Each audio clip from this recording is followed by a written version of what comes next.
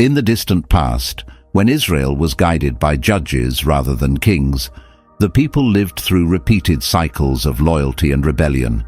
They would serve God faithfully for a time, then fall into sin, suffer invasion from their enemies, and cry out for mercy once more. It was a restless, painful chapter in their history.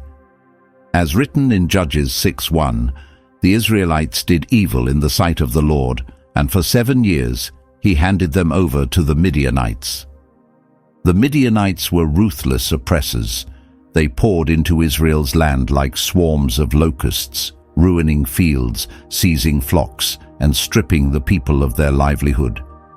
Once a thriving nation, Israel's families now hid in caves and mountain shelters, terrified of losing what little they had left. Among these frightened people was Gideon, a young man who seemed ordinary, but was chosen for something far greater than he could imagine. Judges 6:11 describes the moment. The angel of the Lord came and sat beneath the oak in Ophrah, which belonged to Joash the Abiezrite, where his son Gideon was threshing wheat in a winepress to hide it from the Midianites. Imagine him there, bent low in a cramped winepress, trying to beat out enough grain to feed his family, glancing around in fear that the enemy might find him. It was a scene of desperation, and yet within that fragile moment, destiny quietly approached. Then came an astonishing encounter. Judges 6:12 says, "The angel of the Lord appeared to Gideon and said, 'The Lord is with you, mighty warrior.'" A mighty warrior? Gideon must have looked around, thinking the angel was mistaken. How could those words describe someone hiding in fear?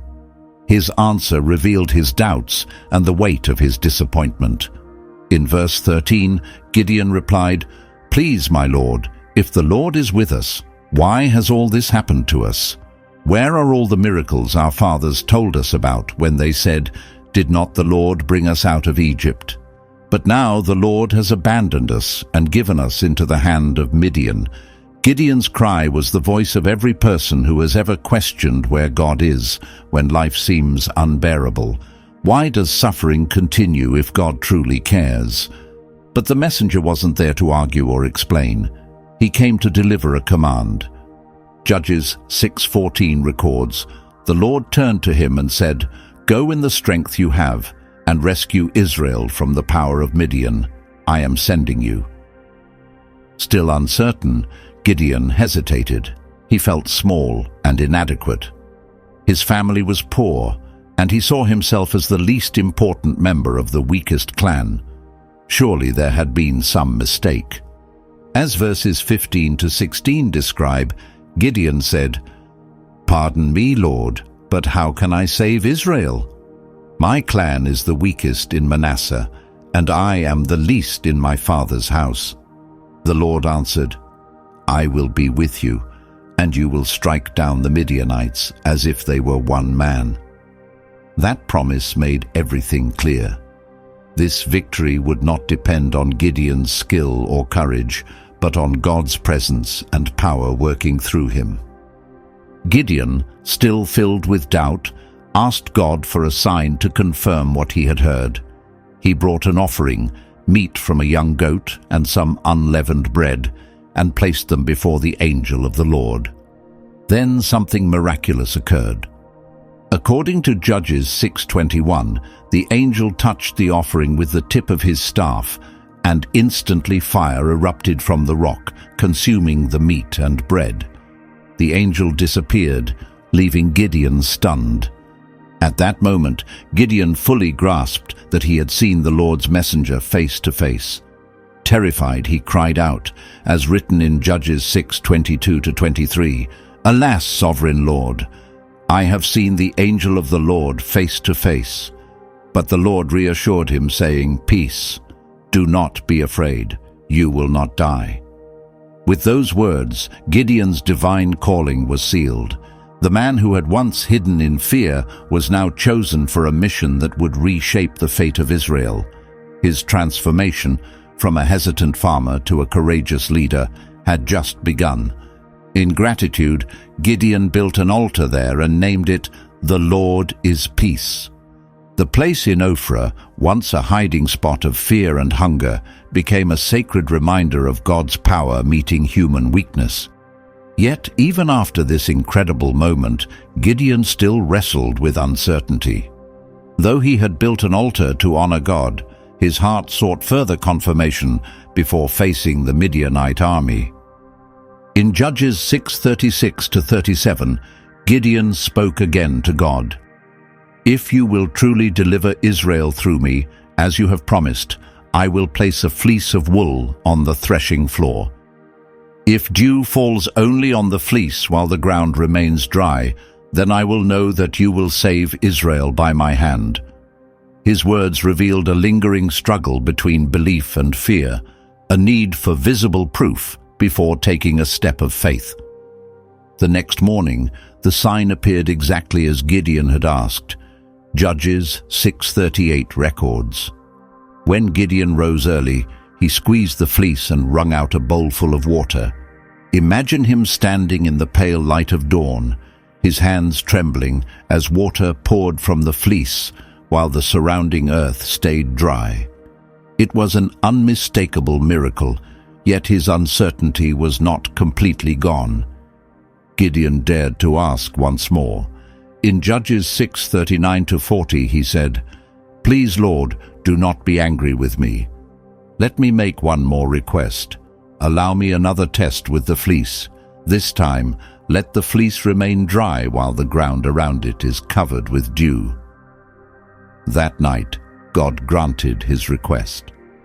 The next morning, the fleece was perfectly dry and the ground all around was wet. This reversal of nature's pattern showed God's mercy and understanding toward Gideon's frailty. The fleece, which should have absorbed moisture, stayed dry, demonstrating that God was not offended by Gideon's fear, but patient enough to strengthen his faith. These moments carry profound meaning. The fleece, made from a sheep's wool, can symbolize Israel itself, God's chosen flock. When the fleece was wet and the land dry, it could signify God's blessing resting solely upon his people. When the fleece was dry and the ground wet, it could represent how Israel would one day bring blessing to the surrounding nations. Beyond symbolism, these encounters reveal a man learning to trust through experience. Gideon, once hidden and afraid, was now engaging directly with God, step by step, building the courage he needed to lead. While the Bible often calls believers to trust without asking for signs, this story shows God's compassion toward human frailty. In his grace, he met Gideon's weakness with patience and proof. This episode marked a turning point in Gideon's life. His doubts began to fade, replaced by faith and strength. The man who once called himself the least of his family was now prepared to rise as one of Israel's greatest leaders. From this story, we learn that God understands our fears and patiently helps us overcome them. Faith rarely appears complete. It grows through encounters, tests, and answered prayers. And when God calls someone, he also equips them with the courage to fulfill that calling. As the dew vanished under the morning sun, Gideon's hesitation disappeared too. In its place grew an unshakable determination. He was no longer the fearful man in the winepress, but a renewed warrior ready to walk in God's purpose. The warrior God had recognized from the very beginning was finally taking shape. With his faith strengthened by divine confirmation, Gideon was ready to move forward. The time had come to assemble the army. War was approaching, and a decisive battle lay ahead. The man who had once sought proof through a fleece was now about to face the ultimate test in the chaos of war. Encouraged by the signs he had witnessed, Gideon prepared to lead Israel into combat against the Midianites. God's command resounded in his heart. The moment for action had arrived. The story now moves into a pivotal chapter in Israel's history, where human reasoning would collide with divine strategy. Judges 7:1 introduces the scene. Jerubbaal, that is Gideon, and all the people with him rose early and encamped beside the spring of Harod. The enemy, the Midianites, were camped north of them in the valley near Mount Moreh. Gideon, who had earned the name Jerubbaal after destroying Baal's altar, had gathered a considerable army, ready for battle. Yet God had something unexpected in store. Judges 7:3 records Gideon's announcement to his troops. "Anyone who trembles with fear may turn back and leave Mount Gilead." The result was astonishing. 22,000 men left, and only 10,000 stayed. Imagine the shock of watching 2/3 of an army walk away on the eve of war. Any ordinary commander would have been crushed by the sight. But God was not finished refining his army. In Judges 7:4, the Lord said to Gideon, "There are still too many men. Take them down to the water, and I will sift them there. If I say, 'This one shall go with you,' he will go. But if I say, 'This one shall not go,' he will not go." God's plan ran completely opposite to all military sense. The enemy forces were immense, and any human strategist would have insisted on gathering every available fighter. Judges 7:12 describes the enemy's numbers. "The Midianites, the Amalekites, and all the eastern peoples lay along the valley thick as locusts. Their camels could no more be counted than the sand on the seashore."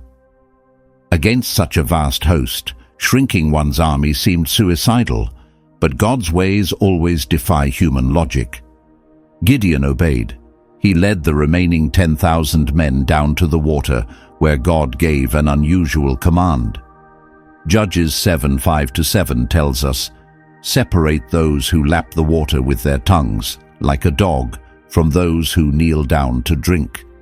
Only 300 men drank by cupping their hands to their mouths. The rest knelt down. Then God said, "With the 300 men who lapped, I will deliver you and give the Midianites into your hand. Let the others go home." In that moment, Gideon's army shrank from 32,000 to just 300, less than 1% of the original force. To understand the scale, imagine an army of 100,000 reduced to fewer than 1,000 soldiers. By human standards, it was absurd, a guarantee of defeat. Yet God reminded Gideon that his power thrives where human strength ends. The reason for this divine reduction was clear. As God explained in Judges 7:2, "You have too many men. I cannot deliver Midian into their hands, or Israel would boast against me, saying, 'My own strength has saved me.'" The lesson was unmistakable. Victory must come from God alone, not from numbers, strategy, or might. This principle would echo far beyond Gideon's time. Centuries later, the Apostle Paul would write in 2 Corinthians 12:9, "My grace is sufficient for you, for my power is made perfect in weakness." The selection of those 300 warriors, based on something as simple as how they drank water, carried deep symbolism. Those who stayed alert while drinking, cupping the water in their hands rather than kneeling, represented vigilance and readiness. They were the few chosen to witness how God could achieve the impossible through those who trusted him completely. These chosen men never lowered their guard, not even while quenching their thirst. Their alertness and discipline would prove vital in the conflict ahead. Interestingly, the number 300 itself carried deep meaning throughout Scripture. In Genesis 14, Abraham led 318 trained men to rescue his nephew Lot. Later, in Judges 15, Samson used 300 foxes to defeat the Philistines. Once again, God was showing that he could accomplish great victories through small numbers, emphasizing his power over human strength. That night, the atmosphere in the Israelite camp must have been tense and emotional. Nearly 10,000 soldiers were sent home, some relieved to escape the coming battle, others ashamed for not being chosen. Meanwhile, the 300 who remained likely felt both honored and afraid. They had been selected by God, but they were facing an army too vast to count. For Gideon, this was the ultimate test of faith. He had once asked God for proof through the fleece, and God had granted it. Now God was asking Gideon to demonstrate his own trust by leading a handful of men against an overwhelming enemy. The drastic reduction of Gideon's army carries timeless lessons about faith and dependence on God. It reminds us that he doesn't rely on numbers, wealth, or strength to fulfill his purpose. Instead, he often works through what appears small or insignificant so that his power and glory stand out unmistakably. This story challenges every believer to trust God, especially when the odds seem impossible.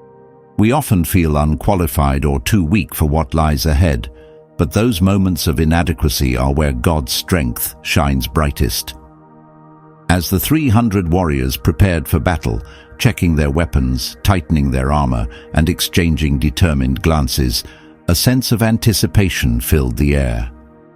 They knew something extraordinary was about to unfold.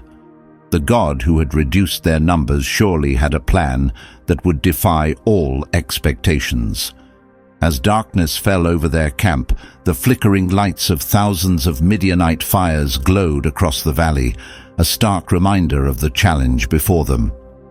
Yet in that silence, faith grew stronger than fear. The greatest victory in Israel's history was about to begin, not through the noise of thousands, but through the quiet trust of a few. With only 300 men against a force as countless as locusts, Gideon faced a humanly hopeless situation. But God had already devised an extraordinary plan. On the night before battle, he chose to strengthen Gideon's courage one more time. Judges 7:9-11 records. That night the Lord said to him, "Get up and go down to the camp, because I am going to give it into your hands. If you are afraid to attack, go down to the camp with your servant Purah and listen to what they are saying. Afterward, you will be encouraged to attack." This simple instruction revealed God's compassion. He understood Gideon's lingering fear and offered reassurance instead of rebuke. Gideon obeyed, taking his servant Purah and quietly descending toward the enemy camp. What happened next was nothing short of divine orchestration. Judges 7:13-14 tells us, Gideon arrived just as a man was telling his friend a dream. "I had a dream," he said. A loaf of barley bread came tumbling into the Midianite camp. It struck the tent with such force that the tent overturned and collapsed. His friend responded, "This can be nothing other than the sword of Gideon son of Joash, the Israelite.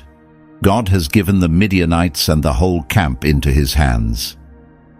This unexpected conversation was exactly what Gideon needed to hear. The image of the barley loaf, a humble everyday food of the poor, symbolized Israel's small and unlikely army. Just as that loaf overturned the mighty tent, God would use Gideon and his 300 men to crush the vast Midianite host. The overturned tent in the dream was a sign of the Midianites' coming downfall. Through this vision, God was revealing to Gideon that even the enemy could sense his power at work on Israel's side. Strengthened by what he had heard, Gideon returned to camp filled with determination and worship in his heart, ready to lead his small force into battle. As written in Judges 7:15, when Gideon heard the dream and its meaning, he bowed down before God in reverence. Then he ran back to his men and shouted, "Get up! The Lord has handed the Midianite camp over to us." With those words, he inspired his warriors to prepare for a strategy unlike any they had ever imagined. It was a plan that defied all military reasoning. According to Judges 7:16, Gideon divided his 300 soldiers into 3 groups. Instead of equipping them with swords and shields, he handed each man a trumpet and an empty clay jar with a burning torch hidden inside. Picture the scene: 300 men standing under the night sky, clutching torches concealed in jars, each ready to sound a trumpet. It looked more like a gathering of torchbearers than a fighting force about to face a vast enemy. Gideon then gave them detailed instructions, recorded in Judges 7:17-18. "Watch me and do as I do. When I reach the edge of the enemy camp, follow my lead. When my men and I blow our trumpets, you must blow yours on every side of the camp and shout, 'For the Lord and for Gideon.'" The simplicity of the plan hid its brilliance.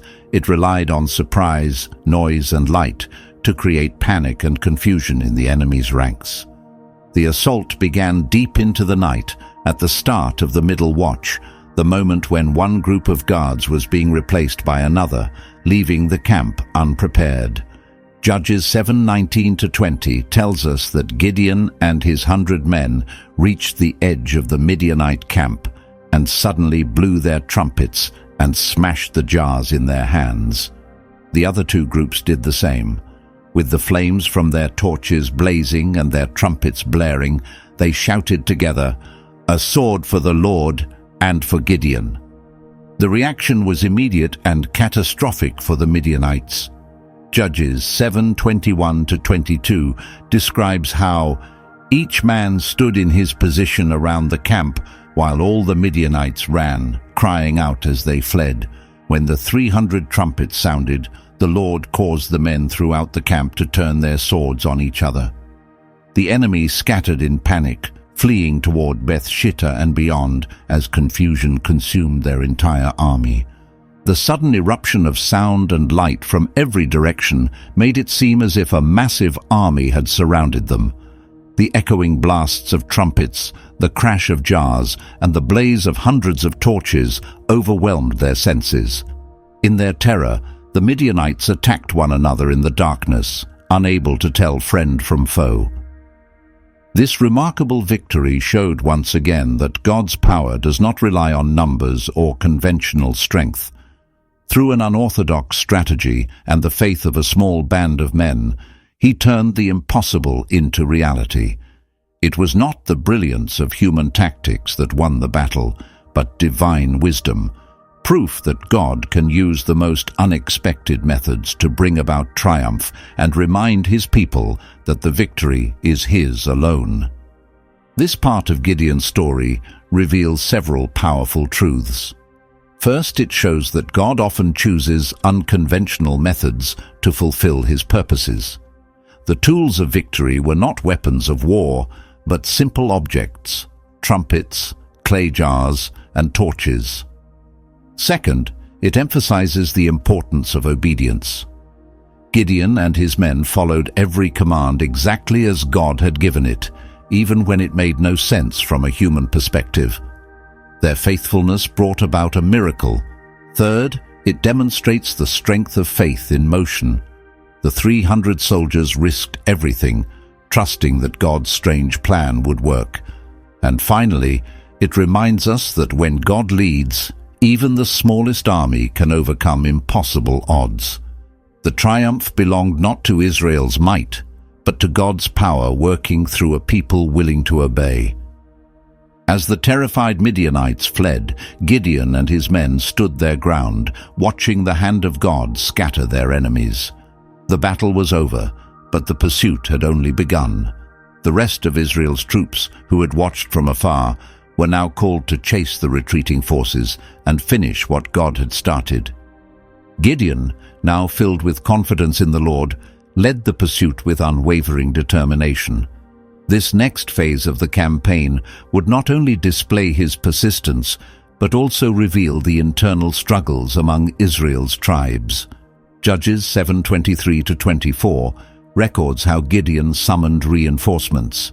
Men from Naphtali, Asher, and all of Manasseh joined the chase. He then sent messengers through the hill country of Ephraim, urging them, "Come down and attack the Midianites. Take control of the waters of the Jordan ahead of them, as far as Beth-barah." This was a brilliant strategic move, cutting off the enemy's escape route. The men of Ephraim responded swiftly, seizing the river crossings and trapping the enemy. Judges 7:25 tells us that the Ephraimites captured 2 of the Midianite commanders, Oreb and Zeb, killing them at the places that would forever bear their names, the rock of Oreb and the winepress of Zeb. They then brought the heads of the two leaders to Gideon, who had crossed the Jordan in pursuit.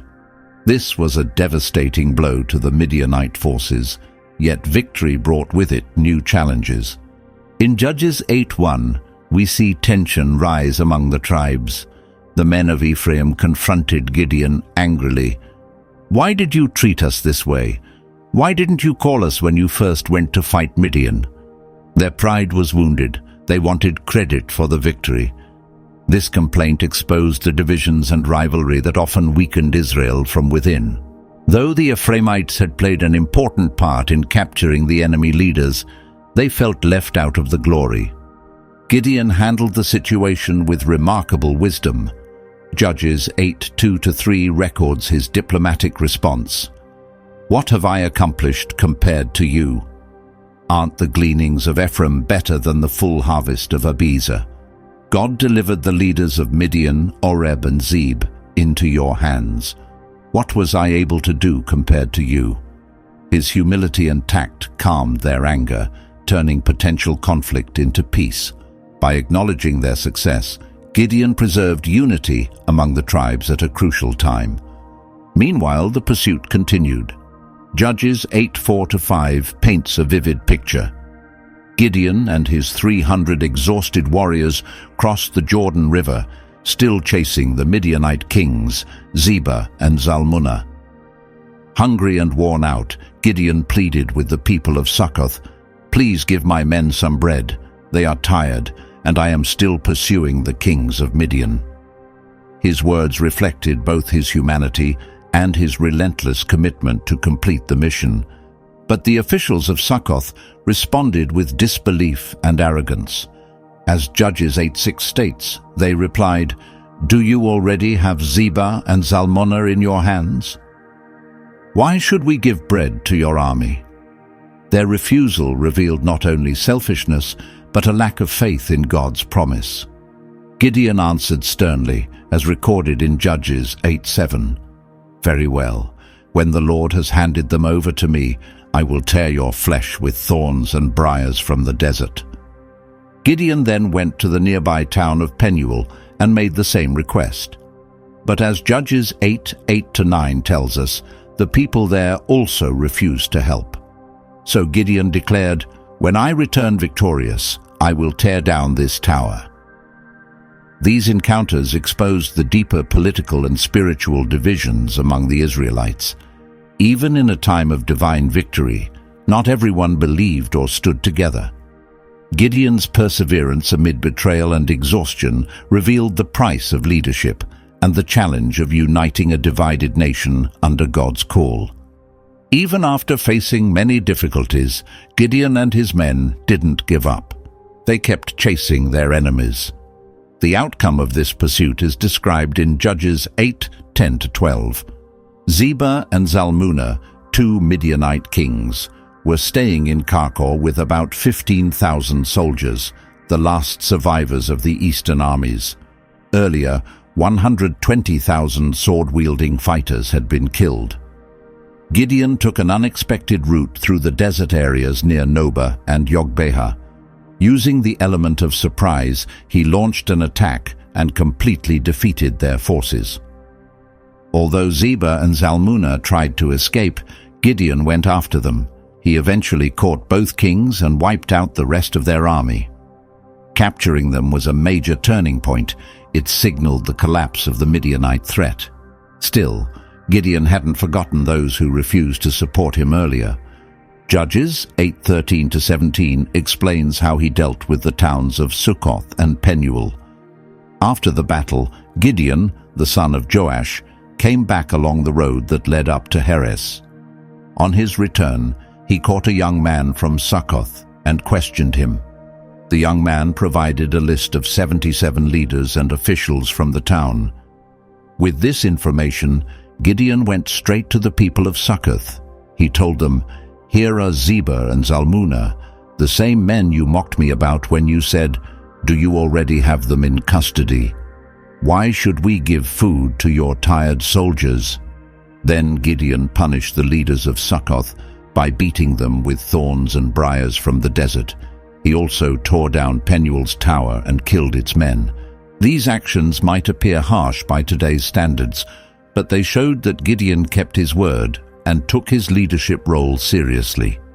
His response served as a strong reminder of the importance of unity and support during times of national crisis.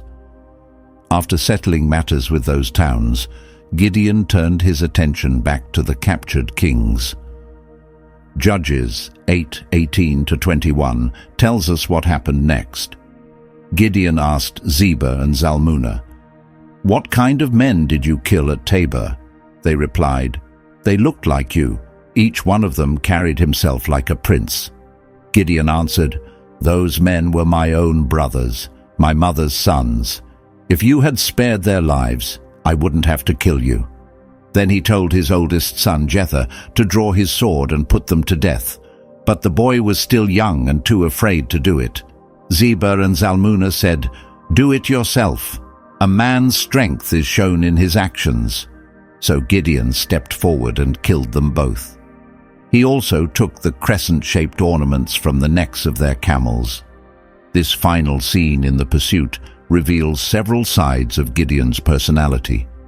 His desire to take justice into his own hands for the death of his brothers showed his strong loyalty to family and his sense of right and wrong.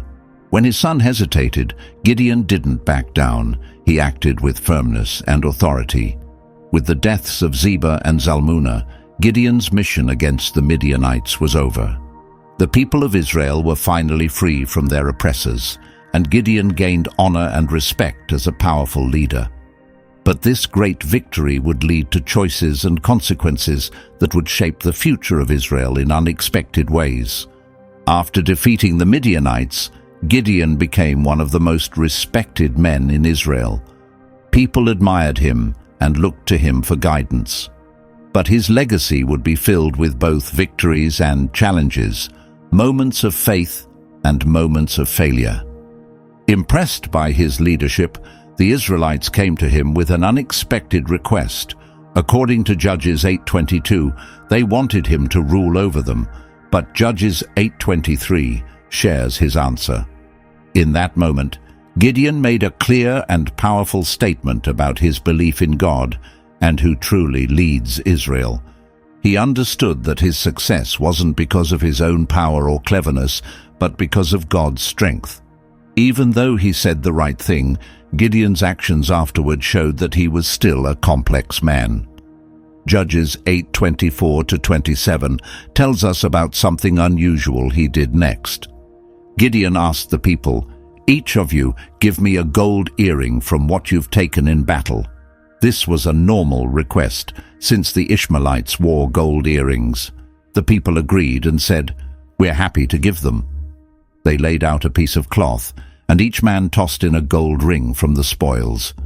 Altogether, the gold earrings weighed about 25 pounds, not including the royal purple clothing from the Midianite kings, the fancy chains, or the jewelry that decorated their camels. Gideon used the gold to make a special religious object called an ephod, which he placed in his hometown of Ophrah. Unfortunately, the ephod Gideon made became a spiritual trap. Instead of helping people focus on God, it led them into idolatry. Judges tells us that all of Israel began worshipping it inappropriately, and it became a dangerous snare, not only for the people, but for Gideon and his family as well. This shows a serious flaw in Gideon's decision-making. Even if he didn't intend to create something that would be worshipped like an idol, the outcome of his actions was damaging. What began as a symbol meant to honor God became an object of false devotion. People gave it the attention and reverence that should have gone to God alone. Despite this mistake, Gideon's leadership still brought great benefit to the nation at that time. As we read in Judges 8:28, the Midianites were completely defeated and no longer threatened Israel. Because of Gideon's leadership and God's favor, the land enjoyed 40 years of peace. That period of peace was not just a reflection of military success, but of what can happen when a nation follows God's direction. Still, even during that calm period, there were signs of future trouble. Judges 8:30-31 gives us a look into Gideon's personal choices. He had 70 sons, which shows he had many wives. He also had a concubine who lived in Shechem, and she gave birth to a son whom Gideon named Abimelech. This detail matters because it shows Gideon adopting customs more like those of foreign kings, rather than living as a spiritual leader under God's rule. The mention of Abimelech is especially important. He would later play a dark and tragic role in Israel's future. Gideon's life came to a peaceful end, as told in Judges 8:32. He died at an old age and was buried in his family tomb in Ophrah, the hometown of the Abizrite clan. Sadly, once Gideon was gone, the nation quickly fell back into spiritual corruption. Judges 8:33-35 tells us that right after his death, the people of Israel returned to idol worship. They abandoned their devotion to God and started serving the Baals again. They even made Baal-berith their god and forgot the Lord who had saved them from their enemies. Worse still, they showed no appreciation for Gideon or his family, even after all he had done to deliver them and bring peace. This ungratefulness and spiritual collapse reveal the repeated pattern in Israel's history during the time of the Judges. Over and over, times of faithfulness and blessings were followed by rebellion and crisis. Still, Gideon's story remains a moving example of how God can use unexpected people for great purposes. He was the least in his household when God called him, yet he became one of Israel's strongest leaders. His journey shows that with faith and obedience, fear and weakness can be overcome. Gideon's life speaks directly to us today. It urges us to trust God even when our situation seems hopeless. It teaches us that God doesn't need perfect people or ideal circumstances to do amazing things. So we must ask ourselves, where is God asking us to step out in faith? What challenges are we facing that seem impossible to conquer?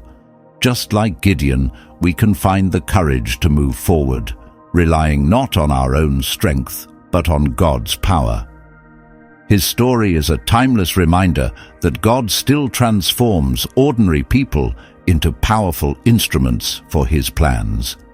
May we, like Gideon, respond to God's call with open hearts and willing hands, ready to follow wherever he leads. If this message encouraged you and you want to learn more about the incredible people of faith in the Bible, don't forget to subscribe and turn on notifications. Together, we'll continue discovering the life-changing wisdom found in God's Word and how it can guide us every day.